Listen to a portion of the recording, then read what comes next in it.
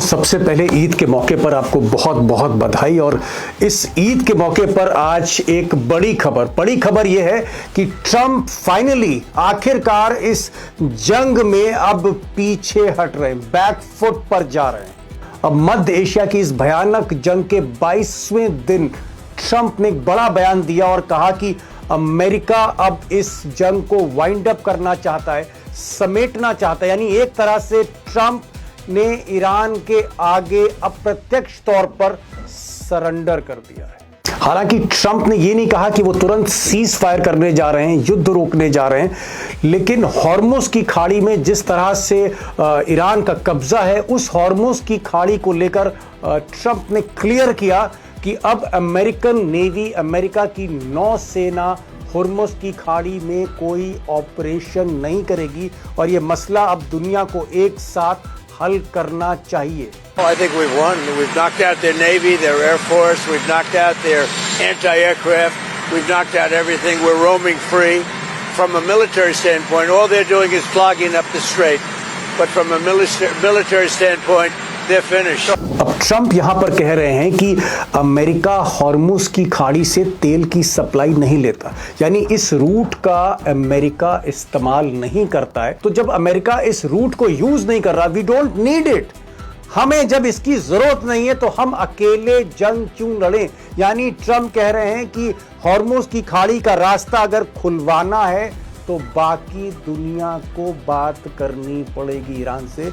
America अब इस चक्कर में नहीं पड़ने वाला। यानी ब्रिटेन हो या फिर फ्रांस हो, इटली हो, स्पेन हो, इंडिया हो, चाइना हो, साउथ कोरिया हो, जापान हो, ये अब बात करें ईरान से।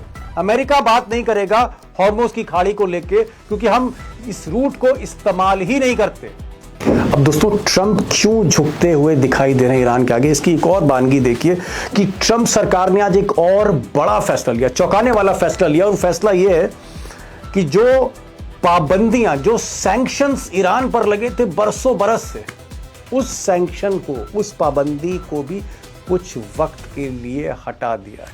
ट्रंप ने कहा कि अब ईरान तेल बेच सकता है, कुछ वक्त के लिए तेल बेच सकता है। दुनिया का कोई भी देश अब वर्ल्ड मार्केट का जो प्राइस है उस पर ईरान से तेल ले सकता है। यानी एक बहुत बड़ी राहत ईरान को जंग के बीचों बीच दे दी ट्रंप ने। इसे आप क्या कहेंगे? क्या सरेंडर नहीं हो रहे ट्रंप? क्या झुक नहीं रहे ट्रंप?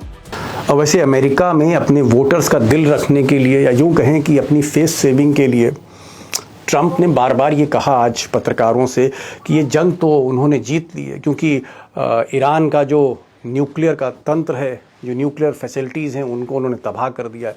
मिसाइल प्रोग्राम को भी उन्होंने पूरी तरह से क्रिपल कर दिया, यानी तबाह कर दिया है। इसके अलावा जो सीनियर लीडरशिप है ईरान की, उसको भी ख़त्म कर दिया है। तो ये तो ट्रंप कह रहे हैं अपने वोटरों से कि हमने ये जंग जीत ली है, हमने न्यूक्लियर फैसिलिटी, मिसाइल प्रोग्राम, उन सबको नष्ट कर दिया है। लेकिन सच्चाई दोस्तों क्या है? सच्चाई ये है कि ट्रंप इसलिए बैकफुट पर जा रहे हैं क्योंकि उसके 3-4 कारण बड़े इंपॉर्टेंट है। और मैं चाहता हूं कि कारण जो है उनको आपके सामने रखना चाहता हूं, सो दैट ये बात बिल्कुल क्लियर हो कि ट्रंप बैकफुट पर क्यों। नंबर एक कारण बैकफुट पर जाने का, ट्रंप चाहते थे कि ईरान में जो इस्लामिक सरकार है इसका तख्ता पलट जाए, ये सरकार बदल जाए। और इसलिए 28 फरवरी को जब उन्होंने ऑपरेशन किया, 30 मिसाइल्स दागी उस कंपाउंड पे जहां पर इमाम खामनाई थे, उनके डिफेंस मिनिस्टर थे, उनके और कई अधिकारी थे। तो ट्रंप को लगा कि इमाम खामनाई के बाद, टॉप लीडर्स के खात्मे के बाद अब निज़ाम बदल जाएगा, अब तख्ता पलट जाएगा। लेकिन ऐसा हुआ नहीं दोस्तों, इसका उल्टा हो गया। इमाम खामनाई के जाने के बाद उनके बेटे आए और मुस्तफा खामनाई के अंडर में जिस तरह से इस्लामिक फौज ने दुगनी ताकत से इस जंग को लड़ा कि ट्रंप को लगा कि वो कहीं फंस गए। और कारण नंबर 2, ये भी बड़ा इंपॉर्टेंट है। दरअसल ईरान ने एक सोची समझी रणनीति के तहत जंग के बीचों बीच, जब हॉर्मुज की जो खाड़ी है जहाँ से तेल की सप्लाई होती, इंपॉर्टेंट रूट है ऑयल की, इसको जब रोक दिया, अपने कब्जे में ले लिया, तो दुनिया में तेल और गैस की कीमतें इतनी बढ़ी कि अमेरिका का मार्केट, दुनिया के सारे स्टॉक एक्सचेंज, स्टॉक मार्केट हिलने लगे, क्रैश करने लगे। और जब ग्लोबल इकोनॉमी की हालत खराब होने लगी तो अमेरिकन कंपनीज का प्रेशर ट्रंप पर बढ़ता गया।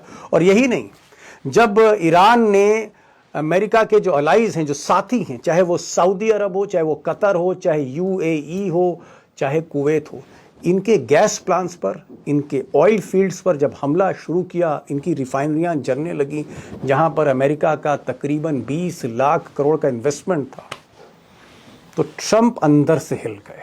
और जब उन्होंने देखा कि ये जंग रोके नहीं रुक रही, तो शायद आज उन्हें झूठ बोलना पड़ा कि जंग तो हमने जीत ली है, अब हम पीछे हट रहे हैं, क्योंकि हमारा तो हॉर्मुज से कोई मतलब नहीं, हम तो यहाँ से तेल की सप्लाई लेते ही नहीं है, तो हम क्यों जो है अपनी फौज के साथ वहाँ ऑपरेशन करें।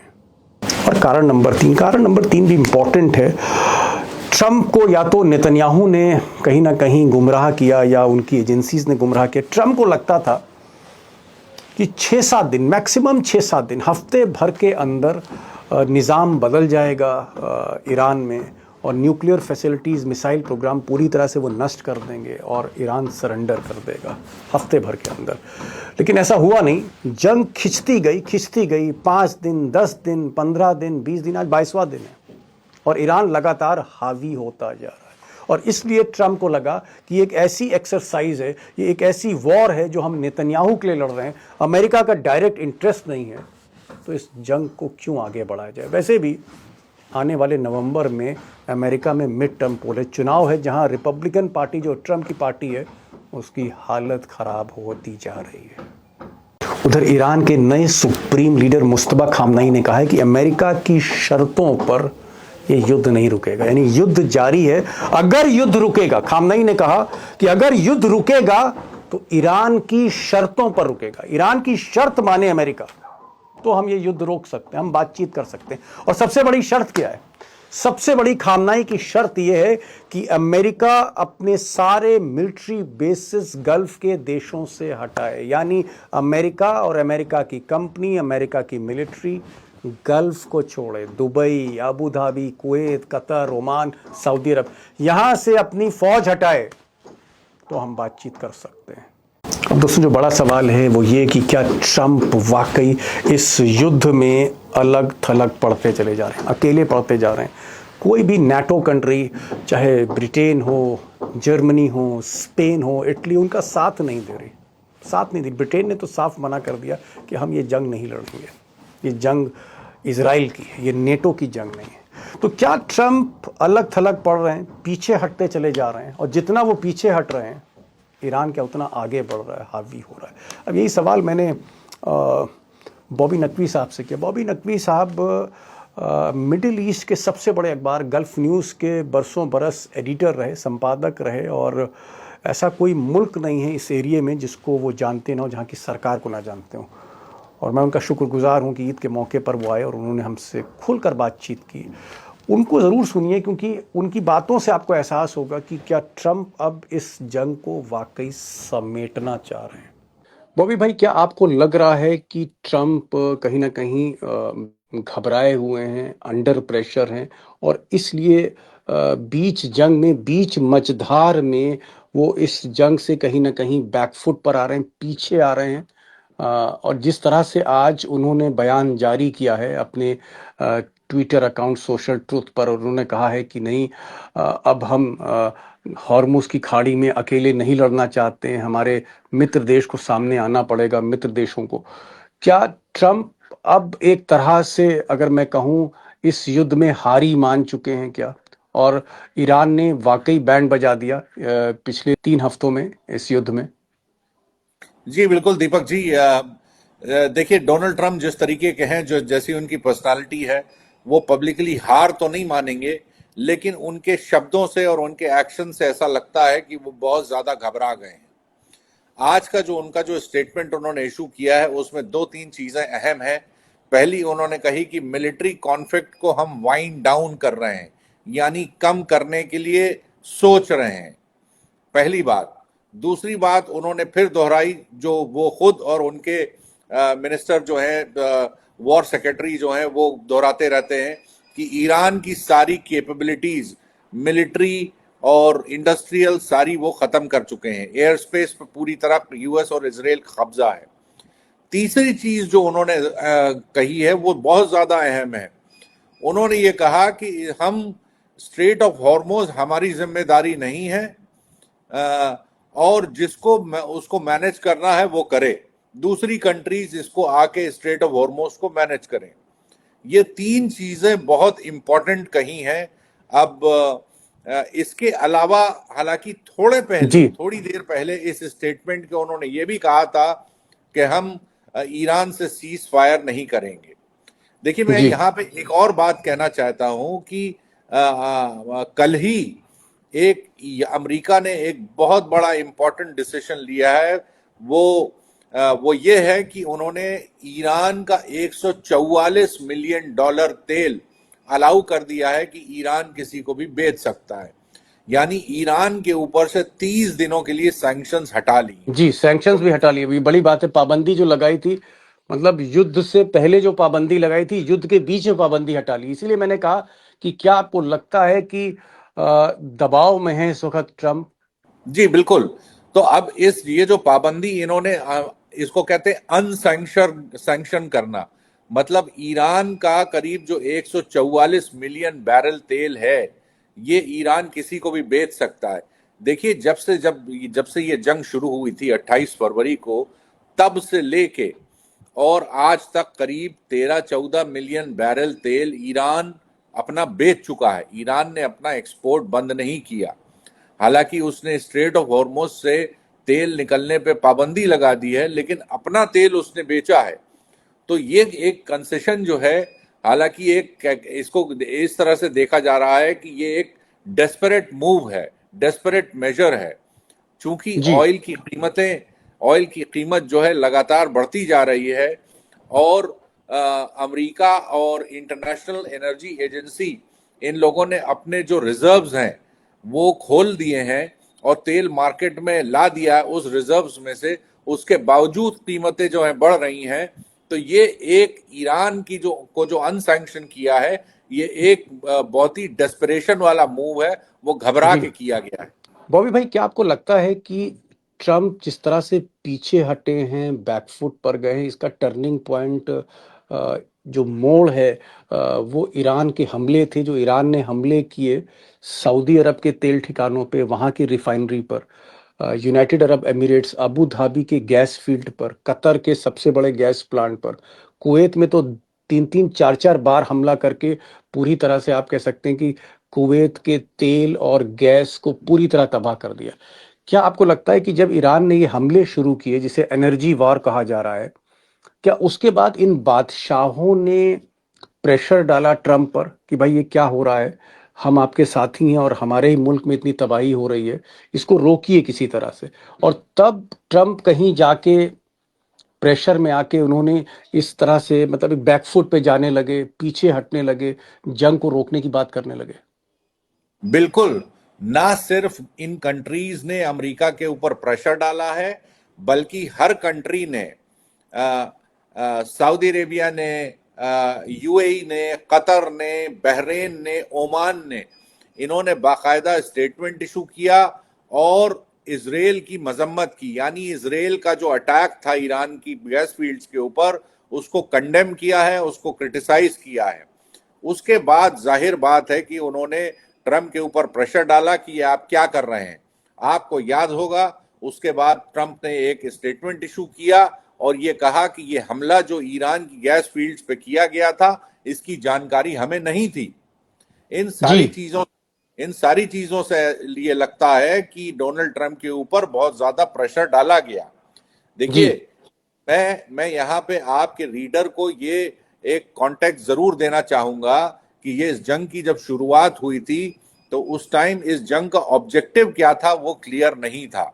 वो साफ नहीं था कि ये जंग शुरू क्यों हुई, क्योंकि नेतान्याहू और डोनाल्ड ट्रम्प अलग अलग वक्त पे अलग अलग बात करते थे, अलग अलग अपने वो करते थे।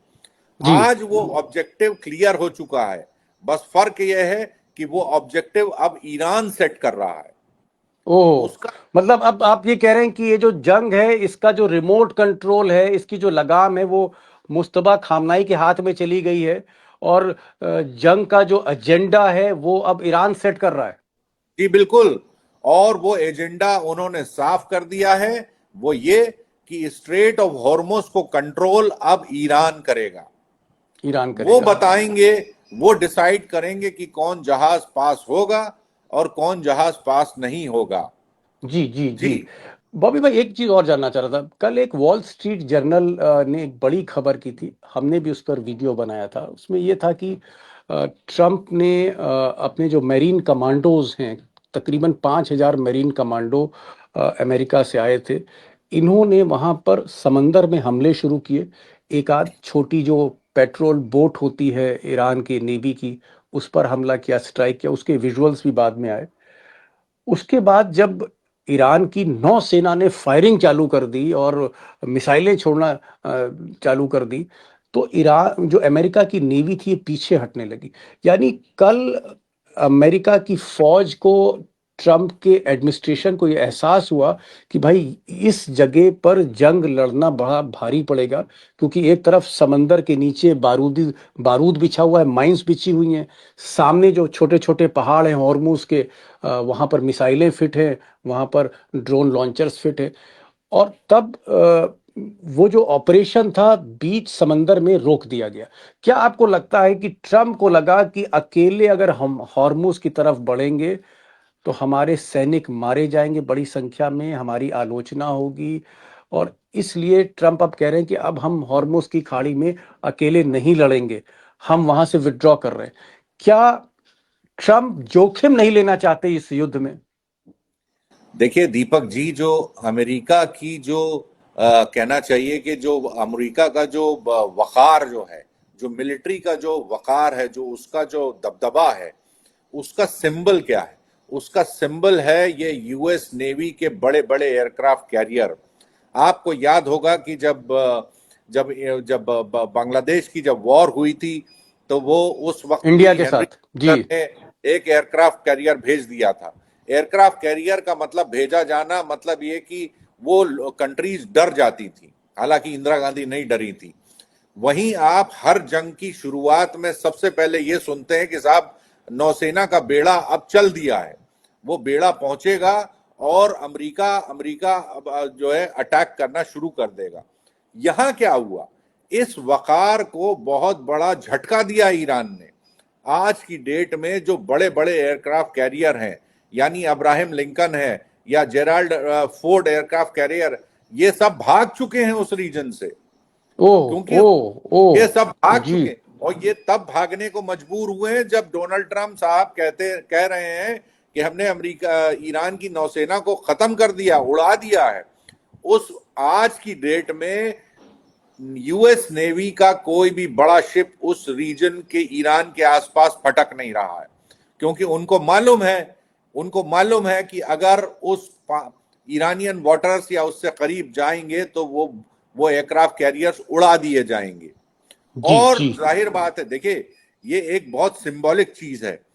जापान ने जब पर्ल हार्बर अटैक किया था, तो उसके बाद अमेरिका ने मजबूरन वहां पे न्यूक्लियर बॉम्ब हिरोशिमा और नागासाकी में गिराना पड़ा था, क्योंकि वो अमेरिका के वकार के ऊपर हमला था। और जी यही चीज वो अवॉइड करना चाहते हैं, इसीलिए अपनी नौसेना को पीछे खींच लिया है। जी, समझ गए। पीछे खींचा, उनको लगा कहीं फंस ना जाए, अपमान ना हो जाए, बेइज्जती ना हो जाए। मैं एक चीज और जानना चाह रहा हूं कि क्या ट्रम्प साहब को शुरू में लग रहा था कि भाई 4-5 दिन में हम ये जंग जीत लेंगे और ईरान को पूरी तरह से, उसकी फौज, उसकी नेवी, उसकी उसके मिसाइल प्रोग्राम, सबको हम नेस्ता नाबूद कर लेंगे और 4-5 दिन में ये युद्ध हम जीत के एक बार फिर से दुनिया में अपना दबदबा दिखाएंगे? क्या ट्रम्प का जो गणित था, ट्रम्प का जो कैलकुलेशन था, गलत था? और जब ये जंग धीरे धीरे बढ़ने लगी, 5 दिन छोड़िए, 15 दिन छोड़िए, 20-22 दिन होने को आ रहे हैं और तब भी कुछ नहीं हासिल है, क्या ट्रम्प इस वजह से पीछे हट रहे हैं क्योंकि ये जंग बहुत लंबी खिंचती हुई दिख रही है? ईरान बहुत जबरदस्त फाइट कर रहा है। ईरान ने एक तरह से इसराइल को बहुत तबाह किया, गल्फ कंट्रीज को बहुत तबाह किया। क्या ट्रम्प अब आगे बहुत खतरा मोल नहीं लेना चाहते, इसलिए आज उन्होंने स्टेटमेंट दिया कि मैं इस जंग को अब धीरे धीरे वाइंड अप करना चाहता हूं?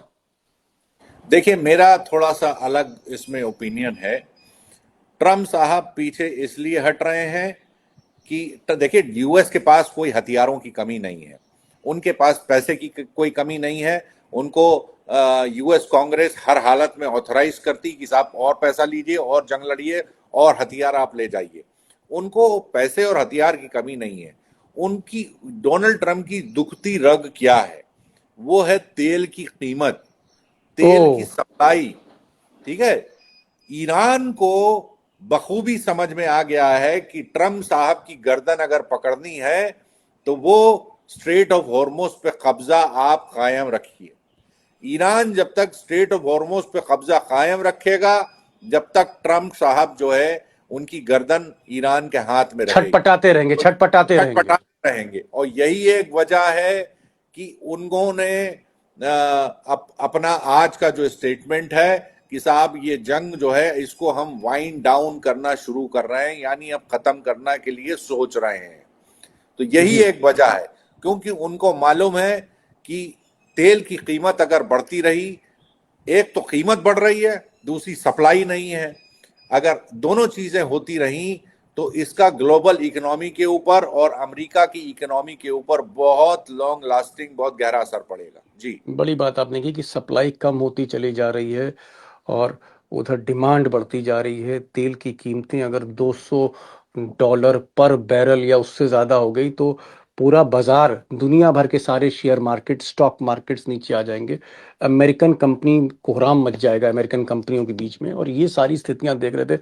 नवंबर में ट्रम्प का इलेक्शन है। आखिरी स्टेटमेंट आपसे चाह रहा हूं मैं, आखिरी जवाब चाह रहा हूं आपसे बॉबी भाई। क्या आपको लगता है कि ट्रम्प वाकई बैकफुट पर हैं और दब रहे हैं और अब इस जंग से बाहर निकलना चाहते हैं और ईरान हावी हो रहा है?